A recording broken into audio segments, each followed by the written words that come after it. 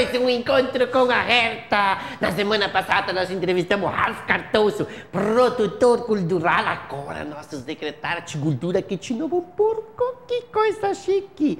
Encontro com a Herta. Quero agradecer todo mundo, os meus amigos do Facebook, também do Starkunk, do YouTube, como diz o oficial. Todo mundo junto com a gente em 2017. E já botou na agenda 23 de março no Teatro Fevale. Simplesmente Herta, sou eu. Simples assim, como tudo assim na vida. Queridos, bota lá, dia 23 de março.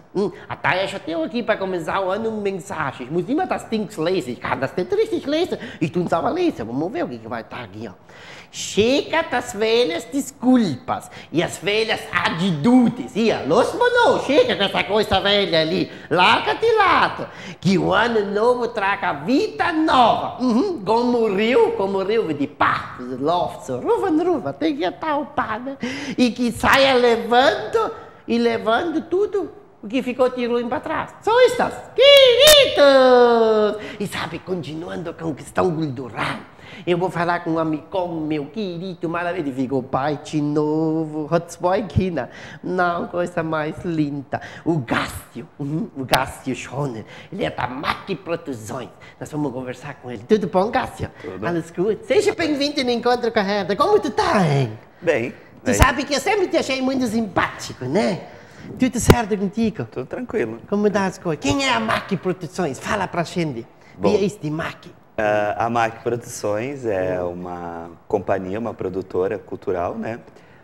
A gente chama e diz que é especializada em teatro para crianças de todas as idades, né?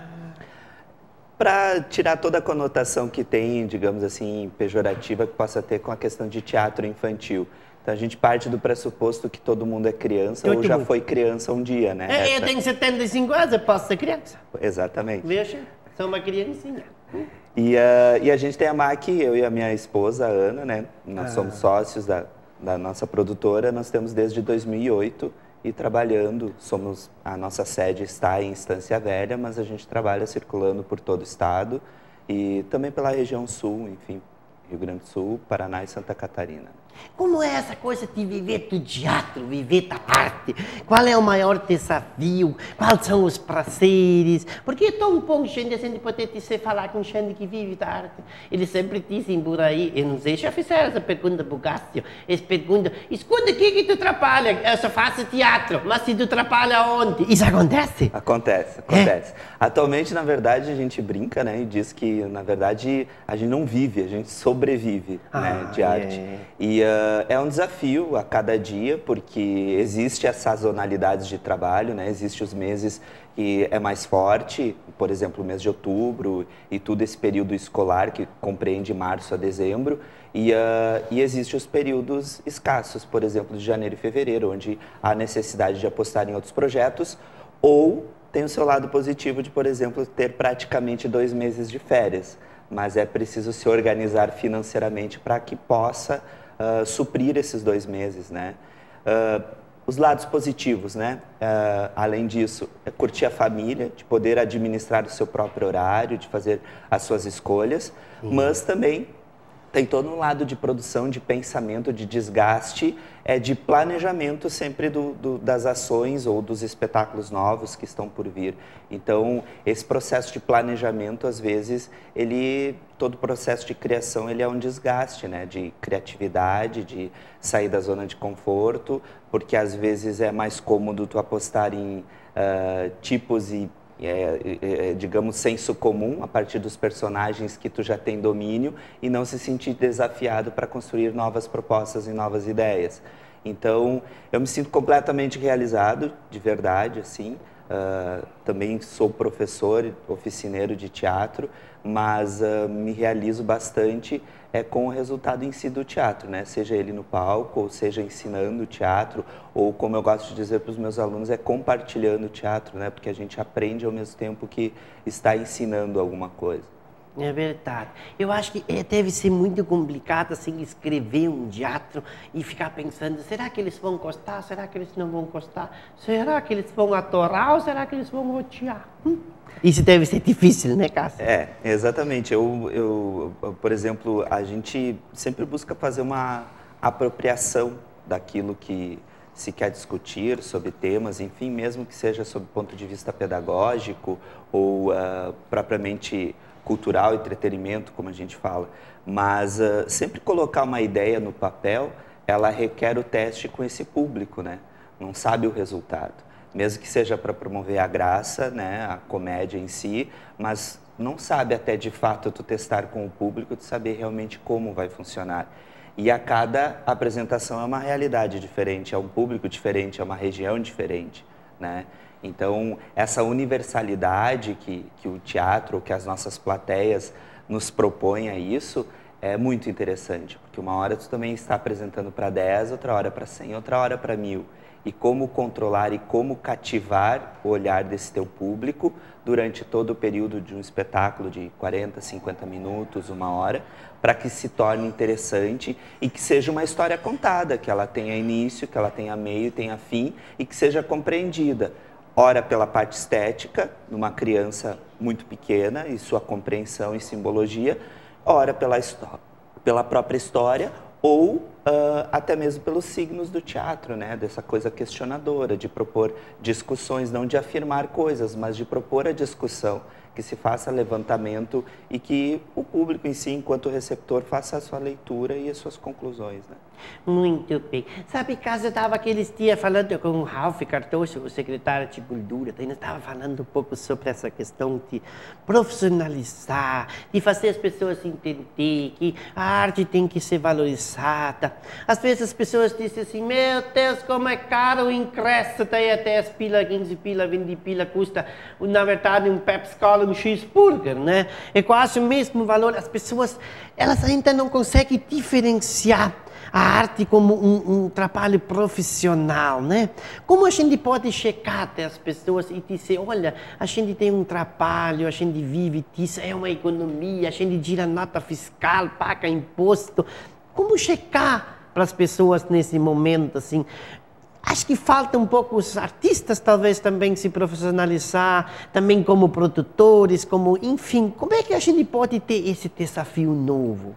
Na verdade, eu acho que esse eixo da economia criativa, da indústria criativa na área cultural, ele precisa ser muito claro e é isso que as pessoas não têm conhecimento, né? Por exemplo, por que hoje, quando eu vou no cinema, eu não reclamo que o ingresso, sei lá, é 20, 30 reais, né? Mas ele, ao mesmo tempo, é uma cultura de massa, é a possibilidade, enquanto está passando aqui, ao mesmo tempo, eu tenho outras 150 salas no Brasil inteiro, cheia de gente também assistindo o mesmo filme. O processo de audiovisual, ele é mais complexo e detém grandes investimentos, mas a possibilidade de lucratividade nisso é muito maior que o teatro. Sim. Né? Então, entender isso, que por trás de um espetáculo, até onde ele chega ao público, existe a pesquisa, que existe dentro disso, tem o roteirista, tem o produtor, tem o figurinista, tem maquiagem, que dentro dessa cadeia produtiva é a loja de tecido, é a loja de maquiagem, é o profissional lá, é a costureira do bairro, não sei, lá que está fazendo esse figurino e que no fim, mesmo que seja um espetáculo de 1 ou 2 pessoas, por trás disso existe uma equipe de 30, 40 pessoas que estão fomentando a economia local e que estão fazendo acontecer, né? Ao mesmo tempo, eu acho que democratizar a cultura, mesmo que eu acredito na valorização dos artistas, né, de cada um desempenhando seu papel, eu acho que a gente tem que promover essa democratização. Então, não é encarecendo o ingresso, mas é fazer o público entender que sim, isso é um produto cultural, que isso é entretenimento, que faz parte do lazer, que sim, não tem que receber tudo de graça, que é investimento, que é uma troca, porque é o nosso trabalho, né? Então, não é, quem é sabe... viver de teatro, mas o que tu trabalha? Eu trabalho com teatro e ter a profissão respeitada nesse sentido. Porque assim como o gari tem sua importância, o dono do estacionamento, a segurança do carro e tudo, a gente também tem, nós temos as nossas famílias, tem, né, contas a pagar e tudo. Eu acho que o caminho é por aí, é entender como profissão mesmo, né? Tu estudou para isso, né? Ensaiou para isso, viveu para isso, não é verdade? É, exatamente. Eu acho que as coisas precisam... o que acontece na nossa área é que a gente acaba acumulando funções, né? Por causa dessa dificuldade, dificuldade, né? de poder pagar muitas vezes os profissionais. Exato. Então, por exemplo, assim, escreve, dirige, atua, é o planta, colhe, chupa cana e assobia, né? Faz tudo. Então é essa coisa que eu acho que tem que ter um pouquinho mais do entendimento, né? E na verdade a gente faz isso por uma questão de redução de custos para poder sobreviver no meio do mercado e ser competitivo. Mas não que não exista a valorização desses profissionais para que tu possa também ter essa cadeia produtiva acontecendo e fazendo. Queridos, mais um encontro com a Herta, hoje falando com Cássio Schoner. Como é, Cássio? Schoner. Schoner, isso, eu sou alemão e não sei falar Schoner, was ist das für Dings jetzt, né? O Cássio ele é formado, já tem pós. Tu é formado em quê, Cássio? Eu sou formado em Administração e Serviços pela Fevale e atualmente fazendo pós em Gestão Cultural.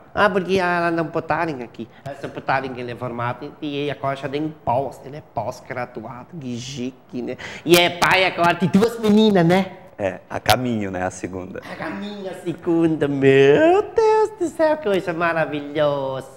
Que bom. Nós vamos para os nossos apoiadores culturais e já voltamos. E queremos saber o que a MAC Produções está preparando para 2017. Tá bom? Já voltamos.